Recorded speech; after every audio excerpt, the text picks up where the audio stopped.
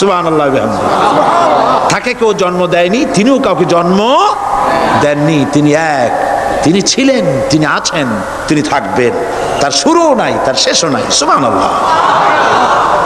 এই আল্লাহ রাব্বুল আলামিন তার পরিচয় আয়াতুল কুরসি সার্বভৌমত্বের পরিচয় দিয়েছে, আল্লাহর পরিচয় দিয়েছে। আল্লাহ তিনি খালিক।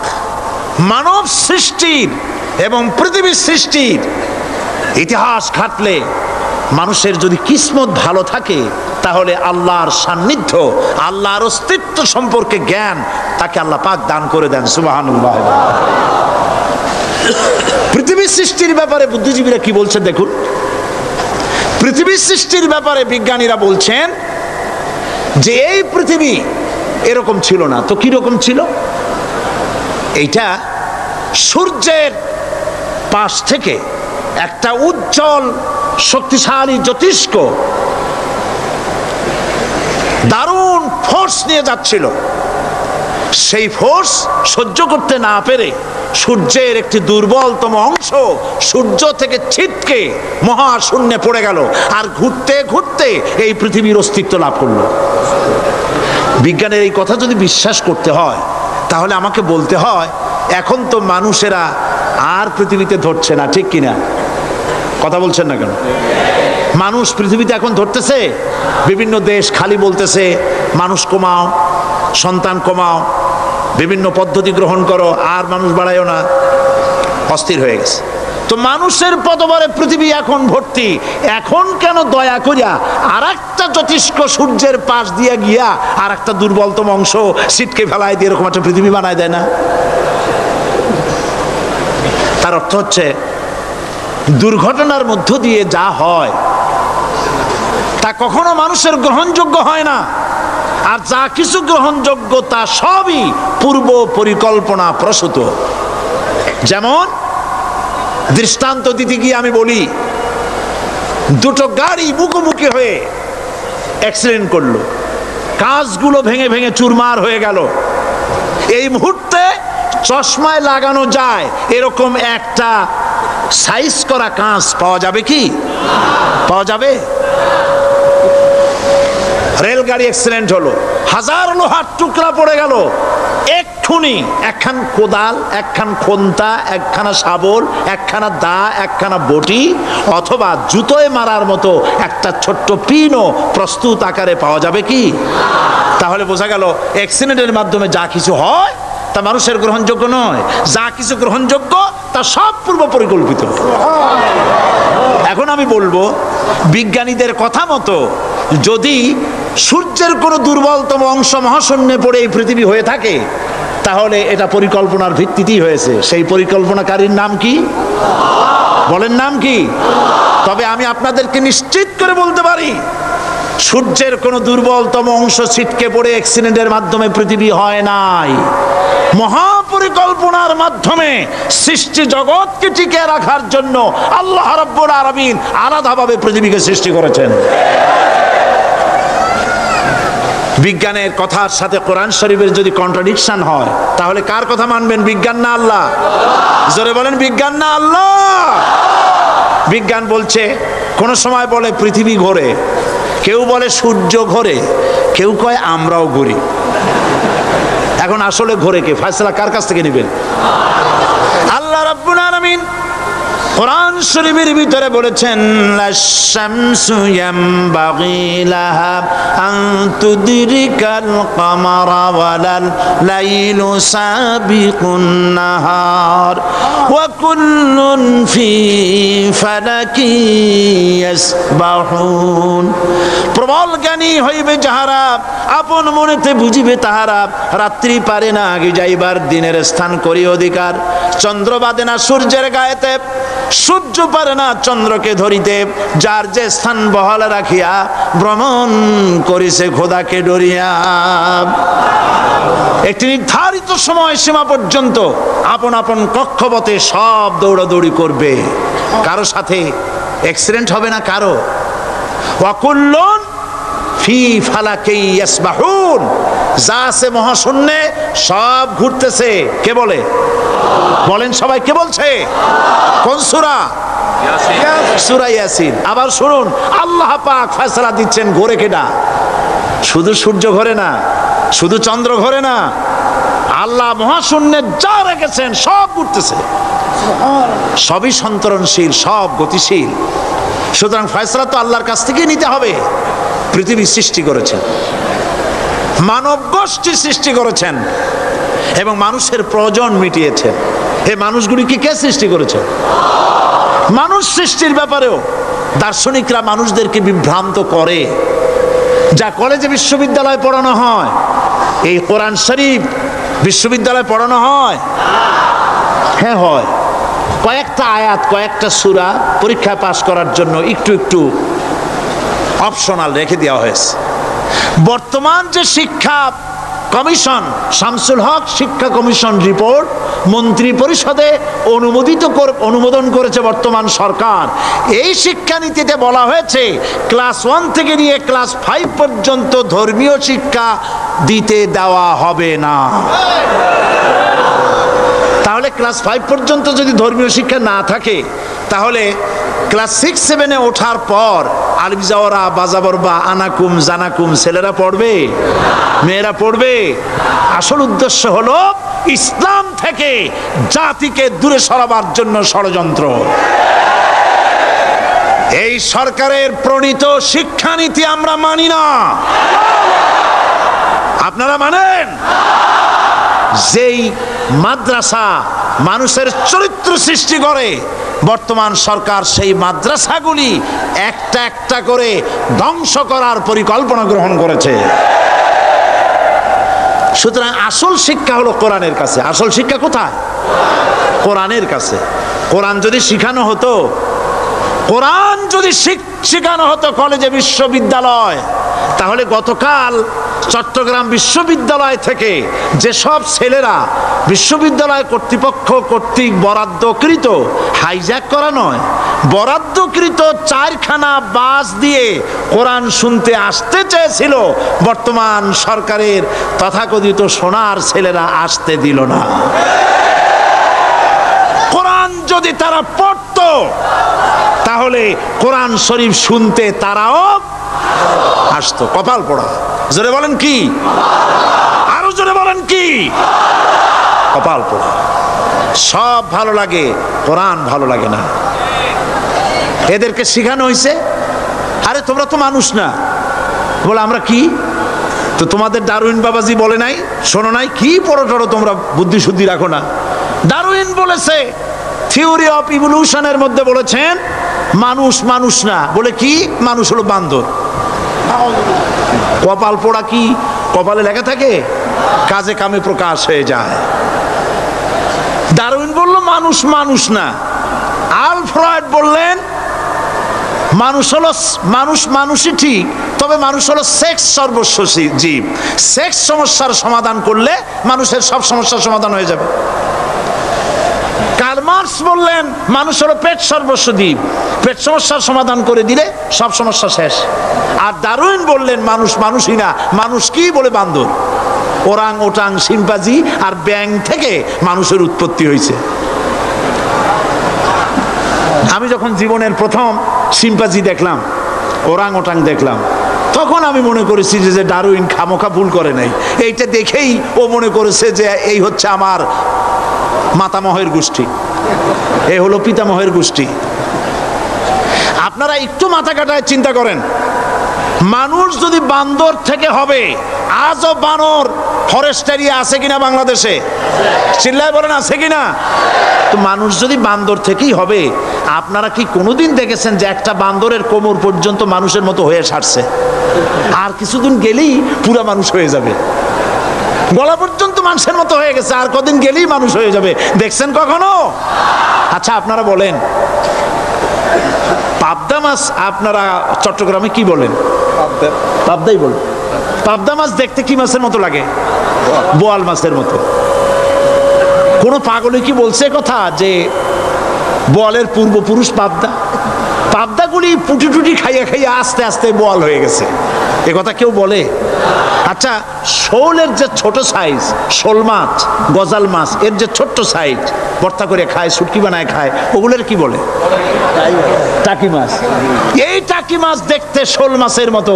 কেউ পাগলকে আজ পর্যন্ত বলেছে যে শোল মাছের পূর্বপুরুষ টাকি, টাকিগুলা সার মার খাইয়া আস্তে আস্তে শৌলে পরিণত হয়ে গেছে? কেউ বলেছে কখনো?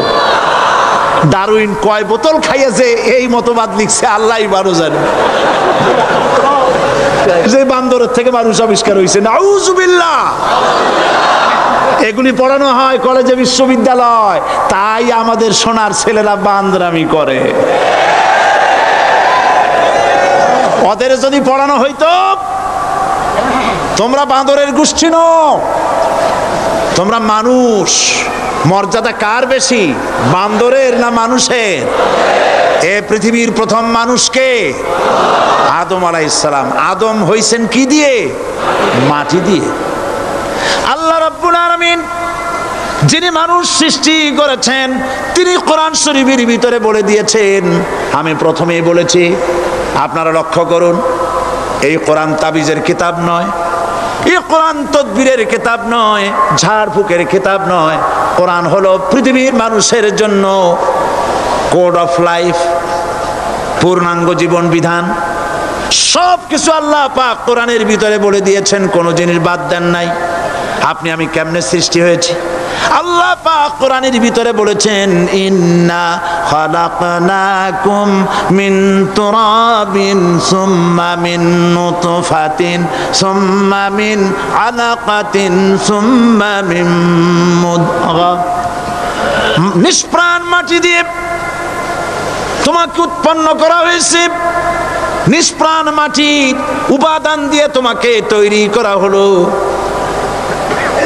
মায়ের পেটের ভিতরে এক ফোঁটা নাপাক পানি জমাট রক্তে পরিণত হয়ে গেল, জমাট রক্ত আস্তে করে গোস্ত পিণ্ড হলো, গোস্ত পিণ্ডকে সুন্দর করে সাজায়া হাড্ডি গুড্ডি বানায়া স্ট্রাকচার তৈরি করে তার উপরে ফাকাসাউনাল ইযামা লাহমা, চামড়া দিয়ে গোস্ত দিয়া সাজায়া সুন্দর করে বানালাম। আল্লাহর পরিচয় শুনুন, আল্লাহ আমার কেমন আল্লাহ।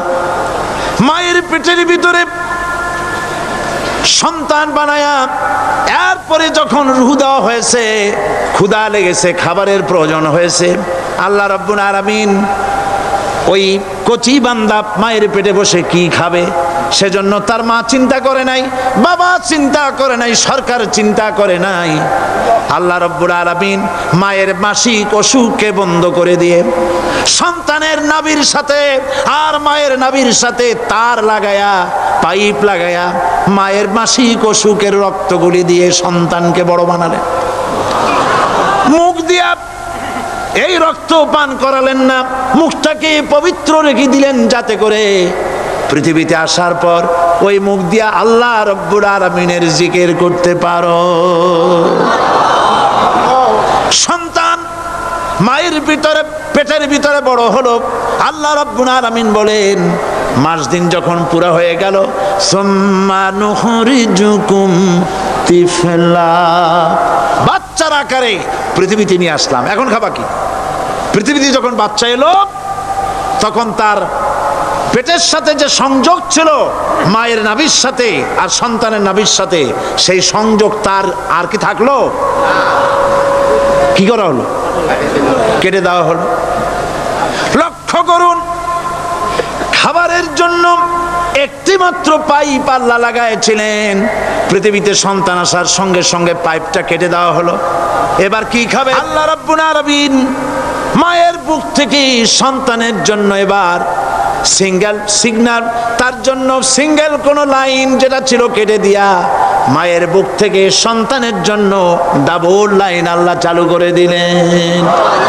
এমন দুধ বানায় দিলেন যা শুধু খাবার নয়, শুধু ফুড ভ্যালু নয়, এই দুধের ভিতরে ক্যালসিয়াম, এর মধ্যে ভিটামিন, এর মধ্যে আয়রন, এর মধ্যে মেডিসিন, দুনিয়ার এই সন্তান ছিল ফি কারারিম মাকিন, সুরক্ষিত জায়গার ভিতরে ছিল, কোনো পলিউশন সেখানে যেতে পারতো না, রোগের জার্ম সেখানে যেতে পারতো না। দুনিয়ায় এলো দূষিত আবহাওয়ার ভিতরে। এই সন্তানকে এখনই অ্যান্টিবায়োটিক খাওয়ালে পরে অসুবিধা হবে। আল্লাহ রাব্বুল আলামিন মায়ের দুধের ভিতরে ঔষধ দিয়া রোগের প্রতিষেধক বানায়া দিলেন। এ হলো আমার আল্লাহ। এ আমার কে? আল্লাহ। জোরে বলেন আল্লাহ। আল্লাহ আল্লাহ রাব্বুল আলামিন মায়ের দুধ দিয়ে সন্তানকে বড় করলেন আর শোনায় দিলেন, খবরদার এই মায়ের সাথে, এই বাপের সাথে নাফরমানি করবি না। মা বাপের জন্য আমার কাছে দোয়া করবে, রব্বির হামহুমা কামা রাব্বায়ানি সগীরা। সবাই পড়েন আমার সাথে, রব্বির হামহুমা কামা রাব্বায়ানি সগীরা। আল্লাহ পাক শিখাই দিলেন বান্দারে আমার কাছে দোয়া করায়, আল্লাহ আমার মা বাপ আমাকে ছোটবেলায় যেভাবে স্নেহের কোলে লালন পালন করেছে, এইভাবে আমার মা বাপ তোমার রহমতের কোলে লালন পালন করো। মনে থাকবে ভাইরা? বলেন মনে থাকবে? প্রত্যেক নামাজের পরে মা বাবার জন্য দোয়া করবেন, বেঁচে থাকুক আর মরে যাক, দোয়া করবেনই। মনে থাকবে? রব্বির হামহুমা কামা রাব্বায়ানি সগীরা। আবার পড়েন, রব্বির হামহুমা কামা রাব্বায়ানি সগীরা। আল্লাহ পাক মায়ের মর্যাদা এত বাড়াইছেন, সাহাবী প্রশ্ন করেছে, ইয়া রাসূলুল্লাহ খেদমত করব কার? হুজুর বলেন তোমার মায়ের, তারপরে কার? তোমার মায়ের, তারপরে কার? তোমার মায়ের, তারপরে কার? তোমার পিতার। বাপের চাইতে মায়ের মর্যাদা আল্লাহ 3 গুণ বাড়াইয়া দিলেন, 3 গুণ বৃদ্ধি করে দিলেন। হাদিস শরীফে এসেছে, হযরত আবী হুরায়রা রাদিয়াল্লাহু তাআলা আনহু রাসূলের কাছে এসে রাতের বেলায় কাঁদতেছিলেন। হুজুর প্রশ্ন করলেন, আবু হুরায়রা কাঁদো কেন? হযরত আবু হুরায়রা বলছেন, হুজুর মা আমাকে মেরেছে। তিনি প্রশ্ন করলেন, আচ্ছা মা তোমার মারলো কেন? তুমি কি কোনো বেয়াদবি করছো? তিনি বললেন না। তবে মারলো কেন? হযরত আবু হুরায়রা বলেন, ইয়া রাসূলুল্লাহ আপনার খেদমত থেকে বাড়ি ফিরতে আমার দেরি হয়ে গিয়েছিল। গভীর রাত্রে যখন বাড়ি গেছি, মা আমাকে প্রশ্ন করলেন, বাবা দেরি হলো কেন, কোথায় ছিলি? তাম পৃথিবীর মানুষ যেই কদম মোবারক চুমু দিতে পারলে ধন্য হয়ে যায়, সেই আখিরি জামানার পয়গম্বর নবী মুহাম্মদ রাসূলুল্লাহ সাল্লাল্লাহু আলাইহি সাল্লামের দরবার থেকে আসতে আমার দেরি হয়ে গেছে। ইয়া রাসূলুল্লাহ আমার মা আপনার নাম শুনে তার গা জ্বলে উঠল, তিনি কাফের মুশরিকা। আপনার নাম শুনে অগ্নি শর্মা হয়ে আমাকে ধরে পিটানো আরম্ভ করলেন আর বললেন, আবু হুরায়রা হয় মুহাম্মদ সাল্লাল্লাহু আলাইহি সাল্লামের বাড়ি ছাড়বি, নইলে আমার বাড়ি ছাড়বি, কি করবি বল? মার খেতে খেতে আমি বললাম, মা তোমার গায়ে যত শক্তি আছে আমারে মারো, তোমার বাড়ি শুদ্ধ, তাম দুনিয়াটা ছেড়ে দিতে পারি, মুহাম্মদ রাসূলুল্লাহর কদম মোবারক ছেড়ে দিতে পারি না। হুজুর আমার মা গলা ধাক্কা মেরে আমাকে বের করে দিয়েছেন। হুজুর বলছেন, আবু হুরায়রা মা তোমাকে মেরেছে আর আমার কাছে নালিশ করছো, আমি তোমার মায়ের কোনো বিচার করতে পারবো না। সুবহানাল্লাহ। এত বড় পাওয়ারফুল নবী, শানওয়ালা, ইজ্জতওয়ালি, বরকতওয়ালি, এত বড় নবী বলছেন মা মেরেছে, আমার করার কিচ্ছু নাই। সুবহানাল্লাহ। তোমার মা মুশরিকা হোক আর যাই হোক, তোমার মা। সুবহানাল্লাহ বলেন। আমার বন্ধুগণ, হযরত আবু হুরায়রা বলেন, ইয়া রাসূলুল্লাহ মায়ের বিরুদ্ধে কোনো অভিযোগ নিয়ে আমি আপনার কাছে আসি নাই। হুজুর বললেন, কেন আসছো বলো খুলে। আবু হুরায়রা বলেন, হুজুর আমি জানি আপনি আল্লাহর দরবারে যদি কোনো ব্যাপারে হাত তোলেন আল্লাহ মঞ্জুর করে ফেলেন। আপনি দয়া করে আমার মার জন্য দোয়া করেন, আল্লাহ যেন হেদায়েত দিয়ে দেন। আমার নবীজি দুখানে হাত উত্তোলন করলেন, বললেন, আল্লাহুম্মা ইহদি উম্মা আবি হুরায়রা, আয় আল্লাহ আমি দোয়া করতেছি আবু হুরায়রার মাকে হেদায়েত নসিব করো। হুজুর হাত তুলে মোনাজাত করছেন, আবু হুরায়রা দৌড় দিলেন বাড়ির দিকে। কয়েকজন সাহাবী হযরত আবু হুরায়রার জামা টেনে ধরেছে, এই ভদ্রলোক দৌড়ায় কেন? এত শান্ত মানুষ, কখনো গরম হয়ে কারো সঙ্গে কথা বলে না, এই মানুষটা দৌড়ায় কেন? কোনো বিপদ হইল নাকি? জামা টেনে ধরে বলে আবু হুরায়রা দৌড়াও কেন? হযরত আবু হুরায়রা বলেন, জামা ছেড়ে দাও, কোনো বিপদ আমার হয় নাই, আমি দৌড়াইয়া বাড়ি যাই দেখতে চাই। আমি দৌড়াইয়া আগে বাড়ি যেতে পারলাম না, আমার নবীর দোয়া আগে আমার বাড়ি চলে গেছে, আমি এটা দেখতে চাই। হযরত আবু হুরায়রা দৌড়াতে দৌড়াতে বাড়ি চলে গেছেন। দরজায় নক করলেন, ভেতর থেকে আওয়াজ এলো, কে? তিনি বললেন, আমি আবু হুরায়রা। মা, দরজা খুলে দাও, আমি তোমার সন্তান। মা বললেন, বাবা অপেক্ষা করো, দরজা খুলতেছে। হযরত আবু হুরায়রা বলেন, মায়ের গলার আওয়াজের ভেতরে কুফরি কর্কশতা পেলাম না, মায়ের গলার আওয়াজের ভেতরে তাওহীদের নরমিয়াত পেলাম। আমার কাছে মনে হলো আমি আবু হুরায়রা বাড়ি আসার আগে নবীজির দোয়া আল্লাহর আরশে পৌঁছে গেছে। আবু হুরায়রা বলছেন, মা আমার কিছুক্ষণ পরে ঘরের থেকে বেরিয়ে এসেছেন, আমি দেখলাম মায়ের শরীর ভিজা, মাথার চুল দিয়া পানি টপকাচ্ছে। মা আমার বললেন, বাবারে তোমাকে মারার পর আমি নিদারুণ অনুশোচনায় পড়েছিলাম, মনে মনে ভাবলাম, আহারে আমার সন্তানরা আমি কেন মারলাম? সে তো কোনো খারাপ কাজ করে নাই, কোনো খারাপ জায়গায় যায় নাই, এত ভালো মানুষ, যার সম্পর্কে লোকেরা খামোকাই মিথ্যা কথা বলে, এই ভালো মানুষটার কাছে গেছে, সেজন্য আমি মারলাম কেন? বাবা গো, আমি আমার ভুল বুঝতে পেরেছি, জীবনের ভুলও ধরা পড়েছে, আমাকে জলদি করে নিয়ে চলো বিশ্ব নবীর দরবারে।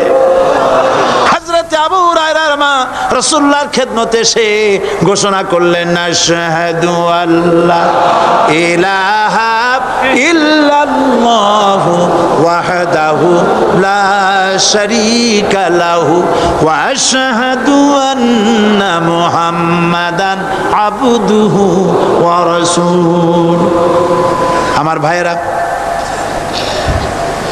আল্লাহ রাব্বুল আলামিন মানুষ সৃষ্টি করে পৃথিবীতে পাঠায় দিলেন, খাবারের ইন্তজাম করলেন, এগুলি সব আল্লাহর পরিচয়।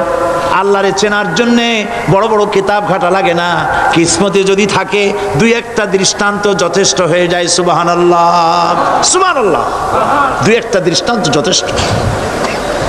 আল্লাহ পাক সমস্ত সৃষ্টি জগৎকে তৈরি করলেন, সৃষ্টি করলেন, আর তাদের খাদ্যের ব্যবস্থা করলেন। কে করেছেন খাদ্যের ব্যবস্থা? খাদ্য দেন আল্লাহ। কিন্তু অহংকারী যারা, তারা বলে দেশের বাম্পার ফলনের জন্য সমস্ত কৃতিত্ব সরকারের। বলেন আস্তাগফিরুল্লাহ, বলেন নাউজুবিল্লাহ। এদের একজন বলছিল, 3 বছর কিছু দিবার পারুম না, লোকেরা কয় আমরা না খাইয়ে থাকুম, আল্লাহ কয় আমিও দেহুম, কদ্দুর পারো না খাইয়ে থাকতে। ফসল কে দেন? জোরে বলেন, কে দেন? বাম্পার ফসলের ফলনের দাবি সরকার করতে পারে না, এটা কুফরি, এটা শিরক। জমিনের ফসল কে দেন? আকাশের বৃষ্টি কার? পানি কার? সার কার? সব আল্লাহ পাক। আল্লাহ পাক কোরআন শরীফে বলেছেন, লা ইন শাকারতুম লাযীদান্নাকুম ওয়া লা ইন কাফারতুম ইন্না আযাবি লাশাদীদ। আমার নিয়ামতের শুকর যদি আদায় করো বাড়ায় দেব, আর যদি কৃতজ্ঞ হও, শুকরিয়া আদায় না করো, মস্ত বড় শাস্তি দেব। ফসল দেই আমি, আর শুকরিয়া আদায় করো তোমার বাজানে, ঠিক কিনা? শুকরিয়া আদায় করে কার? বাজানে। একটা লোকের, একটি মানুষের যেই প্রশংসা এই সরকার করলো, বিগত 4.5 বছর ধরে একটা মানুষের যত জিকির করলো, প্রশংসা করলো, ছবি টানাইলো, যদি এতটা জিকির এতটা স্মরণ আল্লাহ রাব্বুল আলামিনের করত, ওদের জন্য আল্লাহর জান্নাতের দরজা খোলা হয়ে যেত। প্রশংসা করবে কার? চিল্লায় বলুন, আল্লাহ পাকের প্রশংসা করো।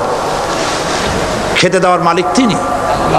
আল্লাহ পাক বলছেন আল্লাহকে, তার পরিচয় আল্লাহ তুলে ধরেছেন, ওয়ামা মিন দাব্বাতিন ফিল আরদি ইল্লা আলাল্লাহি রিজকুহা। এই পৃথিবীর ভিতরে এমন কোন বিচরণশীল জীব নাই যার রিস্কের দায়িত্ব আমি আল্লাহ গ্রহণ করি নাই। সুবহানাল্লাহ বলবেন না? রিস্কের দায়িত্ব কার হাতে? আচ্ছা দেখুন তো, পৃথিবীর সমস্ত সরকারের কাছে বিভিন্ন মন্ত্রণালয় আছে না? খাদ্য মন্ত্রণালয় বলে কোনো মন্ত্রণালয় আছে কিনা? আছে। খালি কয় খামু আর খামু। খাদ্য মন্ত্রণালয় আছে, থাকার পরেও মানুষ না খাইয়া মরে, ঠিক কিনা? এবার একটু তাকান তো, জ্ঞানের চক্ষু দিয়া তাকান। ফরেস্ট এরিয়া, বাঘ আছে কিনা? নাই। সিংহ আছে কিনা? গন্ডার আছে কিনা? হাতি আছে কিনা? বিশাল বিশাল প্রাণী আছে কিনা? জঙ্গলে ছোট্ট প্রাণী থেকে পোকা থেকে শুরু করে গন্ডার পর্যন্ত, টুনটুনি পাখি দিয়ে শুরু করে ঈগল পাখি পর্যন্ত, নদীর ভিতরে ছোট্ট চুনু পুঁটি থেকে শুরু করে তিমি মাছ পর্যন্ত। প্রাণী তত্ত্ববিদরা বলেছেন সমুদ্রের ভিতরে এমন এমন বড় বড় তিমি আছে যে একটা তিমির ওজন 5000 টন পর্যন্ত হয়ে যায়। 5000 টন তিমিটার ওজন। এর যখন বাচ্চা হয় তখন বাচ্চার দৈনিক দুধ লাগে 50 থেকে 60 মণ পর্যন্ত। কে ব্যবস্থা করে? রুহান মান ফেরেশতা। তো ওর মা যেমন বাচ্চা তো সেরকম হবে, ঠিক কিনা? কে দেয় খাবার? এবার দেখেন তো, আপনার দেশের এই জঙ্গলে কত হাতি আছে। হাতিরা মিছিল করে আসছে যে আল্লাহ আমাদের এখন আর খাইতে যেতে দিতে পারে না, বাংলাদেশের গভর্নমেন্ট কিছু দাও। আসছে না, খাইয়া ক্ষুধার জ্বালায় হাতি মরেছে, বাঘ মরেছে, সিংহ মরেছে। এর কোনো দৃষ্টান্ত আছে? ক্ষুধার জ্বালায় আকাশের উড়ন্ত পাখিরা ছটফট করে মারা গেছে, দৃষ্টান্ত আছে? নদীর মাছেরা ক্ষুধার জ্বালায় ভেসে উঠেছে, না খাইয়া মরে গেছে, দৃষ্টান্ত আছে? মহান আল্লাহ রাব্বুল আলামিন কোরআন শরীফের ভিতরে বলেছেন অনেক প্রাণী এমন আছে যারা তাদের খাদ্যকে সঞ্চয় করে না, খাদ্যকে জমা করে না, আহরণ করে না। সকালবেলায় একটা খাবার খেলো, দুপুরে কি খাবে তার জানা নাই। শকুন পৃথিবীর মাটি থেকে 3 মাইল উপরে ওড়ে, তার চোখকে আল্লাহ পাক এত তীক্ষ্ণ বানিয়ে দিয়েছেন। এই চট্টগ্রামের কোথায় মরা গরু আছে 3 মাইল উপর দিয়ে দেখতে পায়? সুবহানাল্লাহ করতে ইচ্ছা করে না।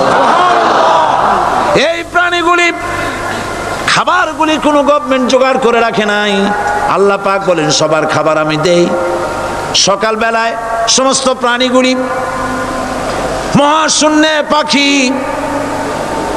পানির ভিতরে মৎস্যরাজি, জঙ্গলের ভিতরে হিংস্র প্রাণী, পোকামাকড় থেকে শুরু করে সবগুলো খালি পেটে সব বেরিয়ে যায়, কারো কোনো খাবারের মজুদ নাই। সন্ধ্যা হতে না হতে সমস্ত প্রাণীগুলির পেট ভরাইয়া আমি আবার যার যার ঘরে বিরায় দেই। ওয়ামা মিন দাব্বাতিন ফিল আরদি ইল্লা আলাল্লাহি রিজকুহা। সমস্ত প্রাণী রিজকের দায়িত্ব আমি আল্লাহর হাতে। কে দেয় রিজেক? জোরে বলুন, কে দেন? আল্লাহ পাক। কি খাবেন সব আল্লাহ জোগাড় করে দিয়েছেন। তরি তরকারি জোগাড় করেছেন, মাছ জোগাড় করেছেন, চাউল দিয়েছেন, খাবার দিয়েছেন, গোশত দিয়েছেন, সব দিয়ে দিয়েছেন। আল্লাহ রাব্বুল আলামিন সমস্ত জিনিস দিয়ে মানুষকে আল্লাহ পাক তার জন্য আল্লাহ সব করেছেন। খালাকালাকুম মা ফিল আরদি জামিআ। এই পৃথিবীতে যা তৈরি করেছে সব তোমার জন্য। এ হচ্ছে আমার আল্লাহ। এ হচ্ছে আমার কে? আল্লাহ। সে আল্লাহ পাক বলছেন, আল্লাহর পরিচয় তিনি স্রষ্টা, তিনি রিজেক দাতা। এবার আইনদাতা কে? আইনদাতা কে? আরো জোরে বলুন। আইনদাতা আল্লাহ হচ্ছে আল্লাহর পরিচয়। ইনিল হুকমু ইল্লা লিল্লাহ আলা লাহুল খালকু ওয়াল আমর। সৃষ্টি যার, আইন চলবে তার। আমার দেশে আল্লাহর আইন চলছে? আমাদের দেশের কল কারখানা, ক্ষেত খামার, অফিস আদালত আল্লাহর আইন অনুযায়ী চলে? চলে না। বরং আল্লাহর আইনকে মুছে ফেলার জন্য, নিজেদের আইন সৃষ্টি করার জন্য প্রচেষ্টা চালানো হচ্ছে। আল্লাহর আইন মানুষের জন্য সব থেকে বেশি উপযোগী, কারণ সৃষ্টি করেছেন কে? বলেন, কে করেছেন? আল্লাহ। প্রত্যেকটি মেশিন আপনি যা কিনবেন, রেডিও হোক, টিভি হোক, যে কোনো যন্ত্র হোক, গাড়ি হোক, তার সাথে একটা লিটারেচার, একটা বই তার সঙ্গে দিয়ে দেওয়া হয়। ওই বইয়ের মধ্যে লেখা থাকে এটা কিভাবে চালানো হবে, অপারেট করা হবে, তার সিস্টেম লেখা থাকে। আপনার ইচ্ছা মতো চালাইলে হবে না। এই মানব গোষ্ঠীকে সৃষ্টি করেছেন। এখন আপনি যদি আপনার আইন মতো চালান, তা কি চলবে? চলবে না। আপনি আপনার আইন মতো চালাচ্ছেন, ভালোভাবে চলতেছে? চলতেছে না। স্বরাষ্ট্রমন্ত্রী বলতেছেন সন্ত্রাসীদেরকে মাটির তলা থেকে খুঁজে বের করা হবে, কিন্তু নাকের উপর দিয়া ব্রিফকেস চুরি হয়ে যায়, উনি তা ধরতে পারেন না। এই হলো আইন। অনাবরত খুন হচ্ছে, অনাবরত সন্ত্রাসী তৎপরতা চলছে।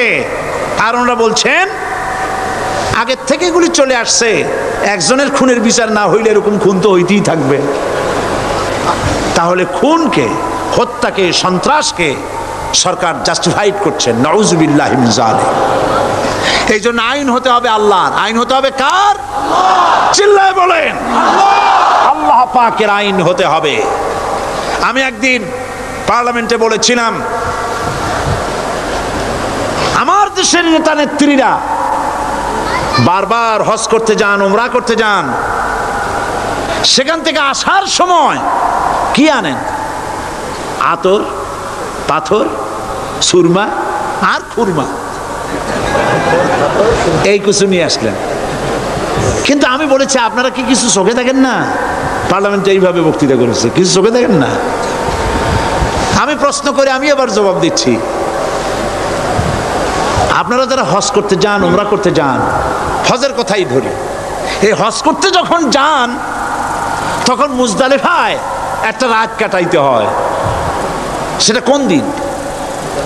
ইয়ৌমে আরাফার পরের দিন। এই মাঠে দালান কোঠা আছে, এখানে বেড়া আছে, শামিয়ানা আছে, পর্দা আছে, তাবু আছে, কিচ্ছু নাই। লক্ষ লক্ষ নারী আর পুরুষ পাশাপাশি শুয়ে থাকে, তাও সুবহানাল্লাহ কইতে ইচ্ছা করে না। সারা রাত জনে জনে পুলিশ পাহারাদার নাই। কিরকম মেয়ে লোক, চাঁদের সৌন্দর্য হার মানায় দিতে পারে, এরকম সুন্দরী, এরকম সুন্দরী নারী, সুদর্শন পুরুষ পাশাপাশি রাস্তার ধারে মরুভূমির ভিতরে সারা রাত কাটাচ্ছে। ইয়ৌমে আরাফার পরের রাতটা একটা রাত পুরা। এভাবে চলতেছে বছরের পর বছর, শতাব্দীর পর শতাব্দী, সহস্রাব্দীর পরে সহস্রাব্দী। আমি প্রশ্ন করি, পৃথিবীর ইতিহাসে কেউ কি এমন কথা বলতে পেরেছে, লিখতে পেরেছে যে মুজদালিফার রাতে সেখান থেকে 10টা নারী হাইজ্যাক হয়েছে, 5টা নারী লাঞ্ছিত হয়েছে? বলতে পারবে? গভীর রাত্রে পুরুষ সঙ্গী ছাড়া সুন্দরী রমণী, যুবতী রমণী একাকিনী নিজের ঘর ছেড়ে আল্লাহর ঘরে তাওয়াফ করতে আসে। তাওয়াফ সেরে তাহাজ্জুদের নামাজ পড়ে আল্লাহর কাছে মোনাজাত করে একা একা হাজার হাজার লাখো পুরুষের ভিতর থেকে আপন ঘরে ফিরে যায়। কারো বাবার হিম্মত নাই একবার তাকায় সে তো রূপ উপভোগ করার জন্য, আবার তাকায়। অথবা তার আঁচল ধরে টান মারে। আছে ইতিহাস? কথা কন না কেন? সুন্দরী একটা মাইয়া মক্কা থেকে মদিনা থেকে পাওয়া যায় না, 15 দিন হয়ে গেছে। হয়েছে কখনো? এবার জবাব দেন, কেন হয় না? কেন হয় না? আমার দেশের মেয়েরা রাস্তা দিয়ে হাঁটতে পারে না। হাই স্কুল মেয়েদের, হাই স্কুল মেয়েদের কলেজ যখন ছুটি হয়, তথাকথিত সোনার ছেলেরা গেটের সামনে এতিমের মতো কালায় থাকে। অনবরত হাইজাক হচ্ছে, ধর্ষণের সেঞ্চুরি হচ্ছে। আর ওখানে হয় না কেন? ওখানে হয় না এই কারণে, এই কোরআনের আইন আল্লাহ রাব্বুল আলামিন যে আইন দিয়েছেন, ওখানে আইন বলবৎ আছে। আছে নাকি? আছে কিনা? কোন পুরুষ কোন নারীকে ধর্ষণ করেছে যদি প্রমাণিত হয়, সে যদি ফাহাদের ছেলে হয় আর ফাহাদের মেয়েও হয়, কোরআনের শাস্তি হলো পাথর মেরে উড়াইয়া দাও। তাকে জানিয়ে দেওয়া হবে রেডিও টিভির মাধ্যমে, জেনাকারের ব্যভিচারীর শাস্তি হবে। চতুর্দিকে হাজারো লোকেরা দাঁড়াবে, হাতে পাথর নিয়ে পাথর মেরে তাকে তার গোশত হাড্ডি বাতাসের সাথে উড়ায় দেবে। একজন মানুষ আর একজন মানুষকে খুন করলো, এই আসামি ধরা পড়ে গেল, কোরআনের শাস্তি হলো যখন ধরা পড়বে প্রমাণিত হবে, যেমন ভাবে হত্যা করেছে পরেও হত্যা করো। এই দৃশ্য, এই আইন যদি বাংলাদেশে যদি এই আইন চালু হয়ে যেত, খুনের আসামি ধরা পড়েছে জেনার আসামি, প্রকাশ্য ময়দানে এলো, সাক্ষী প্রমাণে কোর্টে প্রমাণিত হলো সত্যি সে খুনি। এই বিশাল আউটার স্টেডিয়ামের মাঝখানে খুনি কি দাঁড় করাও, চতুর্দিকে হাজারো লাখো মানুষ থাকুক, রেডিও টিভির ক্যামেরা কার্যকর হবে, পত্র পত্রিকার সাংবাদিকরা আসবে, তরবারির এক আঘাতে খুনির কল্লাটা উড়ায় দাও, দেহটা নিঃসার হয়ে জমিনে পড়ে যাবে। এই দৃশ্য যারা দেখবে স্বচক্ষে, রেডিওতে, পত্র পত্রিকায়, আর 1 বছরের ভেতরে খুন করার হিম্মত কারো কলিজায় উঠবে? জেনাকারের পাথর মেরে দেওয়া, পাথর মেরে উড়িয়ে দেওয়ার শাস্তি যদি চোখে কেউ দেখে, জেনা করার পুলক আর জাগবে? এটা নাম আল্লাহর আইন। এই আইন কার? এই আইন কার? এই আইন যতদিন পর্যন্ত বাংলার মানুষের, মুসলমানদের উপরে কার্যকরী না হচ্ছে, এই দেশে কার্যকরী না হবে, ততদিন পর্যন্ত হত্যা, ধর্ষণ, খুন বন্ধ হবে না। বন্ধ হবে? সুতরাং এই আইন হচ্ছে কার? আরো জোরে বলেন, আল্লাহ রাব্বুল আলামিন। মহান আল্লাহ রাব্বুল আলামিনের এই আইন অনুযায়ী যদি দেশ চলে, মানুষ শান্তি পাবে, চুরি বন্ধ হবে, ডাকাতি বন্ধ হবে, জেনা বন্ধ হবে, হত্যা ধর্ষণ বন্ধ হয়ে যাবে। নবীজি এমন একটি আইন চালু করে দিয়ে, কোরআনের বিধান চালু করে দিয়ে এমন একটা সমাজ চালু করেছিলেন, যেই সমাজ সম্পর্কে হুজুর নিজে বলেছেন, খায়রুল কুরুনে কারনি, সর্বশ্রেষ্ঠ যুগ হলো কার যুগ? আমার যুগ। সুবহানাল্লাহ বলেন। রাসূলের যুগ হলো সর্বশ্রেষ্ঠ যুগ। সেই কোরআন, সেই হাদিস আজও আছে না নাই? বলেন জোরে, আজও আছে না নাই? সেই কোরআন এবং সুন্নাহ দিয়ে দেশ শাসন হোক, এটা কি আমরা চাই? কারা কারা চাই? দু হাত উঁচু করে দেখা।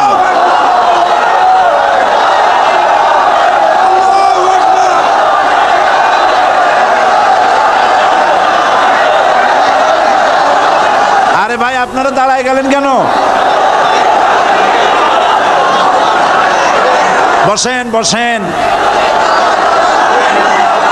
আমি তো একটা স্লোগান দিতে বললাম, হাত দেখতে চাইছি আমি, মাথা দেখতে চাই নাই। এই সুযোগে কোমরটা সোজা করে নিলেন। আচ্ছা বসেন, আর মহব্বতের সাথে জিকির করেন, লা ইলাহা ইল্লাল্লাহ।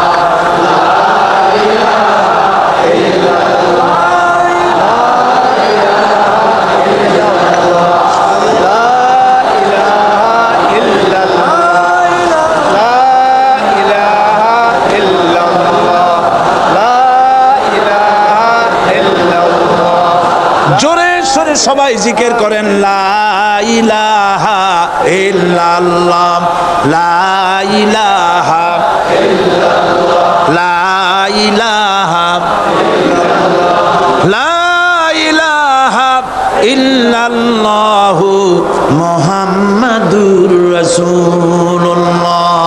বসুন আমরা মুনাজাত করব।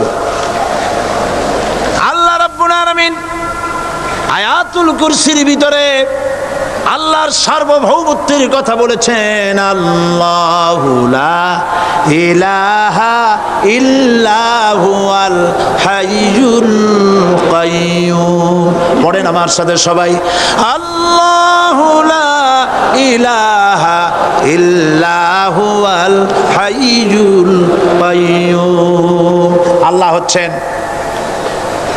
যিনি ছাড়া কোনো ইলাহ নাই, তিনি শাশ্বত চিরঞ্জীব। সুবহানাল্লাহি বিহামদিহি। আগামীকাল এর বাকি অংশ আমি আপনাদের সামনে আলোচনা করব ইনশাআল্লাহ। জোরে বলেন ইনশাআল্লাহ। দাঁড়ানো ভাইরা বসেন। আপনাদের পাশে যারা দাঁড়িয়েছেন অনুরোধ করে বসায় দেন। বলেন যে আর 5টা মিনিট বসেন, আল্লাহর রাস্তায় হাঁটেন না। হ্যাঁ বলেন, বলেন আপনারা যে আল্লাহর রাস্তায় হাঁটেন না, বসেন, সবাই বসেন। এত বড় মাহফিলের মুনাজাত, সুবহানাল্লাহ বলেন। চট্টগ্রামের ইতিহাসের শ্রেষ্ঠ মাহফিল, চিল্লায় বলেন সুবহানাল্লাহ। গোটা বিশ্বের কোরআনের শ্রেষ্ঠ মাহফিল, বলেন সুবহানাল্লাহ। যারা বলেন আলহামদুলিল্লাহ। আগামীকাল এ মাহফিলের আখেরি মুনাজাত হবে ইনশাআল্লাহ। বলেন ইনশাআল্লাহ। আমি আন্তরিকভাবে দুঃখিত, প্রতি বছর আমার মা বোনদের জন্য, চট্টগ্রামবাসী আমার মা বোনদের জন্য আলাদাভাবে তাদের প্রশ্নের উত্তর দেই এবং তাদের সামনে কোরআন হাদিসের কথা আলাদাভাবে বলি। এবছর দিন কম হয়ে গেল বলে মহিলারা, মা বোনেরা বঞ্চিতা হয়ে গেলেন। শিশু কিশোরদের জন্য আলাদাভাবে সমাবেশ করা হয়, তাও বঞ্চিত হয়ে গেল। এই বিশাল তাফসীরুল কোরআন মাহফিলের বরকত থেকে চিটাগংবাসীকে যারা বঞ্চিত করলো, আল্লাহ তাদের হেদায়েত নসিব করে দিন। যদি হৃদয় থাকে, যদি হৃদয় বলে কিছু থাকে, বিবেক বলে যদি কিছু থাকে, আর শরীর যদি মুসলমানের পিওর রক্ত থাকে, তাহলে বাড়ি বসে অনুশোচনা করা উচিত, চোখের পানি ফেলানো উচিত ওই সব লোকের যারা এই বরকতপূর্ণ মাহফিলকে বাধা দিয়েছে। আর যাদের কলজার মধ্যে আল্লাহ মোহর মেরে দিয়েছে, এগুলোর তো হেদায়েত হবে না। যাদেরকে আল্লাহ পাক তৈরি করেছেন জাহান্নামের জন্য, ওদের কাছে মাহফিল অসহ্য, সহ্যই হবে না। নাউজুবিল্লাহ বলেন। চট্টগ্রামবাসীর জন্য তাফসীরুল কোরআন মাহফিল নিয়ামত। এই নিয়ামত কিয়ামত পর্যন্ত আল্লাহ টিকায় রাখুন, বলি আমিন। আগামীকালের আখেরি মোনাজাতে সমস্ত মুসলমান চতুর্দিক থেকে আল্লাহ পাকের নারা লাগাতে লাগাতে আসবেন। আল্লাহু আকবার, নারায়ে তাকবীর। গোটা চট্টগ্রাম, গোটা চিটাগং শহর আগামীকাল কোরআনের মিছিলের শহর হবে ইনশাআল্লাহ।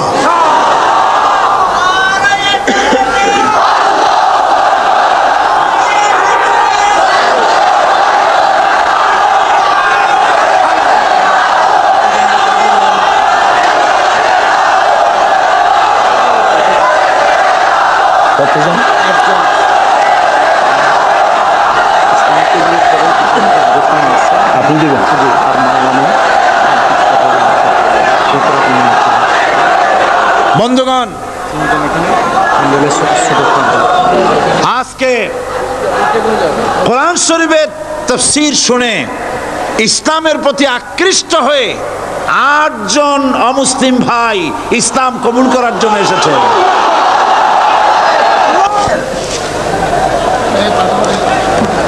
লা ইলাহা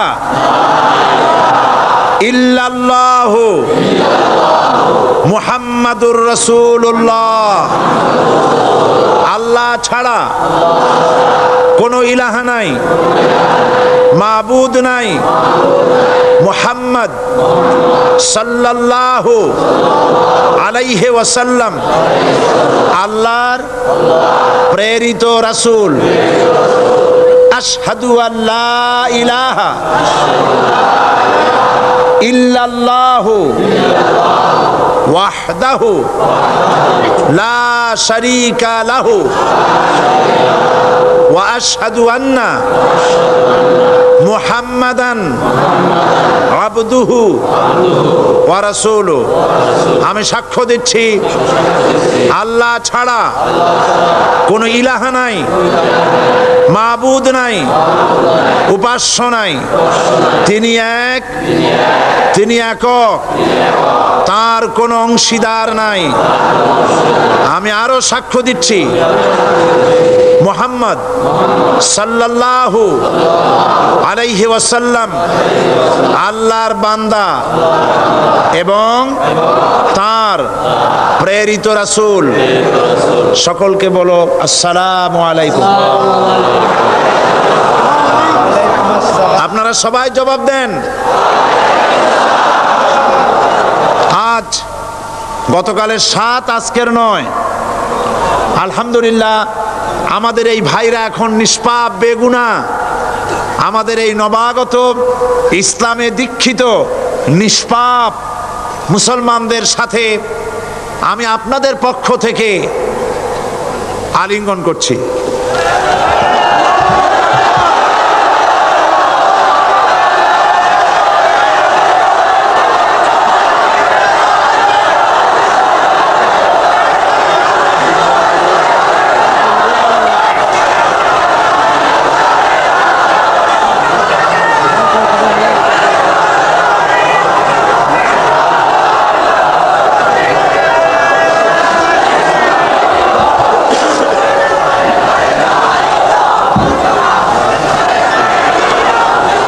প্রিয় ভাই সব,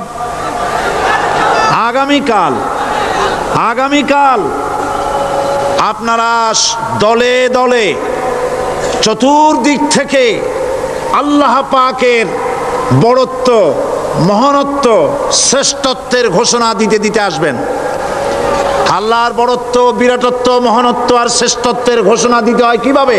আল্লাহু আকবার। সবাই জোরে বলেন,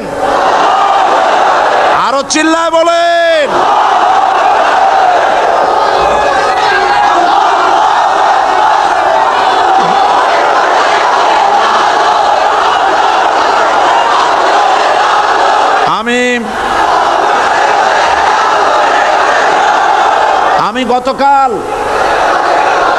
আমি গতকাল এই মাহফিলে পুলিশ প্রশাসনকে অনুরোধ করেছিলাম, আজকের মাগরিবের নামাজের মধ্যে 40 জন নিরপরাধ কোরআন পাগল মুসলমানদেরকে জেল থেকে মুক্তি দেওয়ার জন্য। আপনারা তামসা মনে করবেন না। পুলিশ কমিশনার সাহেব, মুসলমানদের ঈমান নিয়ে, আগুন নিয়ে খেলা করবেন না। রাজশাহী এবং চট্টগ্রাম এক জিনিস নয়। আপনি রাজশাহীকে নির্যাতন করে এসেছেন, আমাদের কাছে সে হিসাব আছে। আপনি চট্টগ্রামের যদি এই মুসলমান ছেড়ে না দেন, আপনার মৃত্যু হবে, পাগল হয়ে মরবে।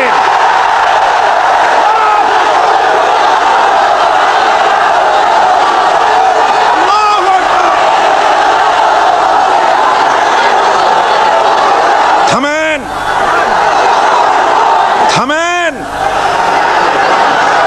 আল্লাহর গজবকে ভয় করেন পুলিশ কমিশনার, আল্লাহর গজবকে ভয় করুন।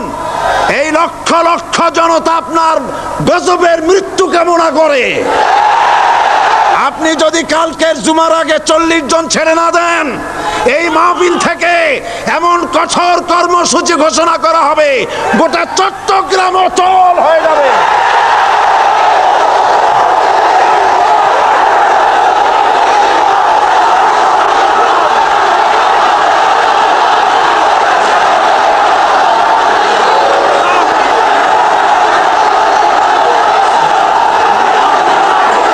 বসুন, বসুন।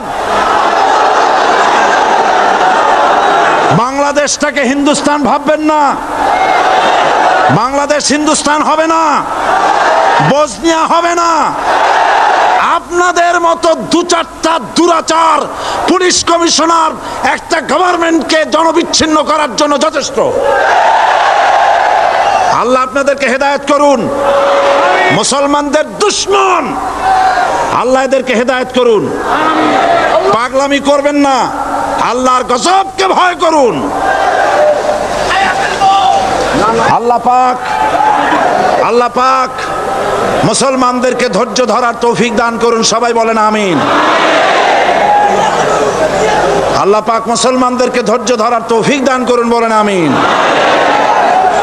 আমি আজ আপনাদের খেদমতে আরজ করি, আগামীকাল দলে দলে কোরআনের তাফসীরের মাহফিলের মোনাজাতে শরীক হন। আল্লাহ তৌফিক দান করুন। সমস্ত রকমের উস্কানির মোকাবেলায় শান্ত থাকবেন, ধৈর্য ধরবেন। রাজি আছেন? রাজি আছেন?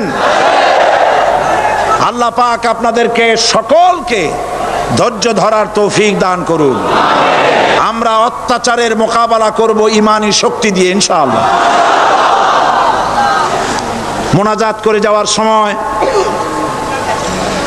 আপনারা যতগুলি লাইব্রেরি আছে, অনেকগুলি বইয়ের দোকান আছে, কালকেও বলা হয়েছে, আজকেও বলছি,